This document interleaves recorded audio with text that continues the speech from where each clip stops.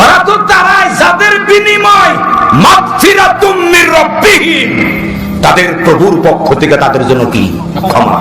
ও ভাই, জীবন আপনি বহু পাপ করছেন, আমি করছি।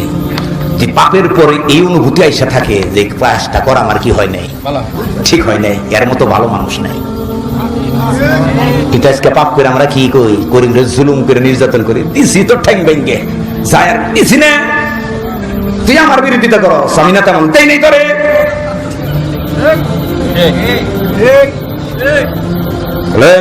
টাকা 10 লক্ষ টাকা দিব, আরে ঠ্যাং গিয়া ওই যে কাছার খালি তুমি। আবার কি করলো, এরকম একটা মাহফিল এসে 2 লক্ষ টাকা দিয়েছে গেল। আমার গ্রামে প্রতি বছর আমার দেয়, আমি একটা পল্লী গ্রামের বাড়ি, আমি থাকি একটু দূরে, প্রতি বছর আমার একটা মাহফিল করা হয়। এনে নাম কইলে হয়তো দিয়ার জন্য চিনতেও পারি, করবো না। তার মেহমান করছে আমাদের এলাকায় গ্রামের মসজিদে সাত করবো, হ্যাঁ আইসা কি 50,000 টাকা দিছে, দিয়েই খেলে আলেমদের দোষ আছে।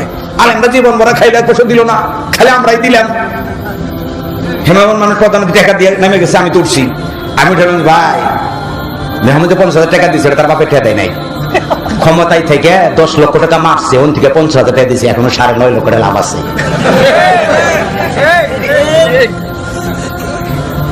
বাস্তব নাকি না? বাস্তব। মনে করেন এনে যদি এমপি দাওয়াত দিতেন, এমপি 1 লক্ষ টাকা দিত, আর হুজুর দোয়া করতো কি সাথে নিয়ে, আল্লাহ এমন দানবীর এমপি নাই কে, আল্লাহ জান্নাতে যাব না। তখন এমপি সামনে হাই হাই 50 লক্ষ টাকা মাইরে খাইছি, মাত্র ওকে দিলেন 1 লক্ষ টাকা, তাতে ওরা আমার সাইরা জান্নাতে যাব না। আমার বাবা হুজুর এই সমস্ত দোয়া বাদ দাও, ও 1 লক্ষ টাকা তার মাথার ঘামে কামানো পয়সা না, ওটা মাইরা খাওয়া পয়সা তোমার দিছে।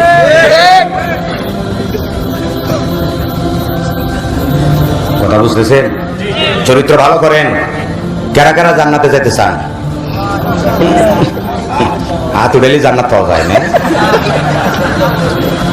আশা তো আছে, আশা আছে। আশাটা এরকম হয়, এক যুবক এক বুজুর্গের 1,000 টাকা দেবো, সে বুজুর্গকেও আমার জন্য দোয়া করেন যাতে আমার ছেলে হয়।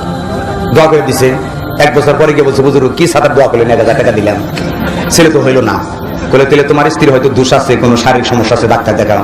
বলে হুজুর বিয়া তো করি নেই, বিয়া না করে কি চরিত্র ভালো না করে এতটাই বেঁচতে দেবে। হ্যাঁ, মুত্তাকি না হয়ে জান্নাত দেবো। জান্নাত কি আপনার বাপের শ্বশুরবাড়ি নাকি? চরিত্রের নাম জান্নাত। চরিত্রের নাম কি? জান্নাত।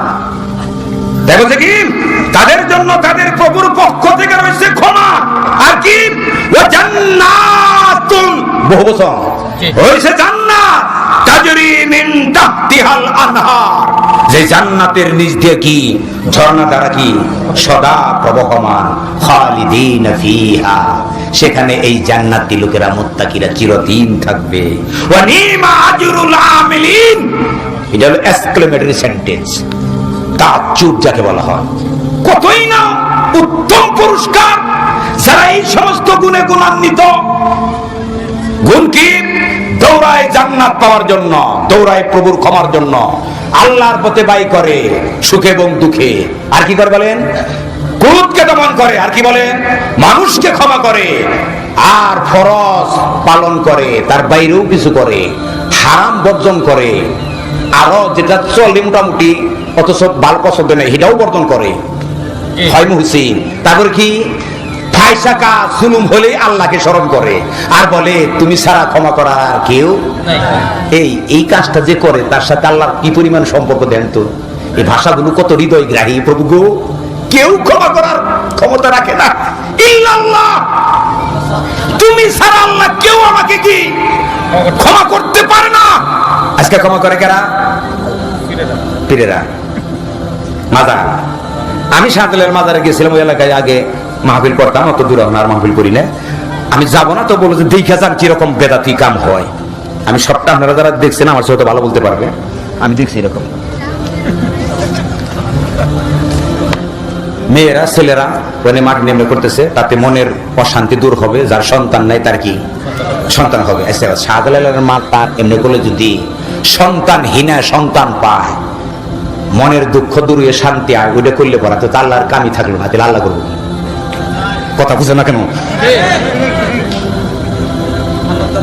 ওই শাহজালালের মাথার থেকে মনে করেন ওই যে ঘরের কোনা পর্যন্ত ওখানে কি আছে, সালমান শাহর কবর আছে, নায়ক, জানেন আপনারা?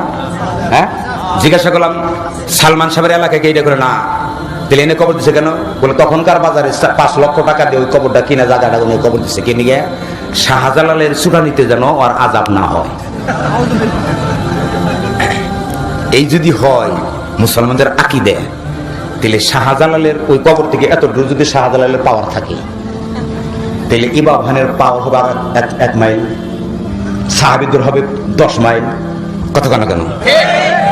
শাহজালালের যদি কবর অতটুকু দিলে পরে থেকে পাওয়ার গেছে পাপ মাপ হয়, মানে আমরা দ্রুত আগাইতেছি, তাহলে ইমাম আবু হানিফা, শাফিঈ, হাম্বলি শাহজালাল চাইতে কি আরো ঊর্ধ্বে, তাহলে 1 মাইল পর্যন্ত যত পাক আকাম থাকবো সব কি, তাহলে তাবি যাবো 200 মাইল, সাহাবী যাবো 1000 মাইল, রাসূল যাবো গোটা দুনিয়া, পাপই নাই, সব জান্নাতে।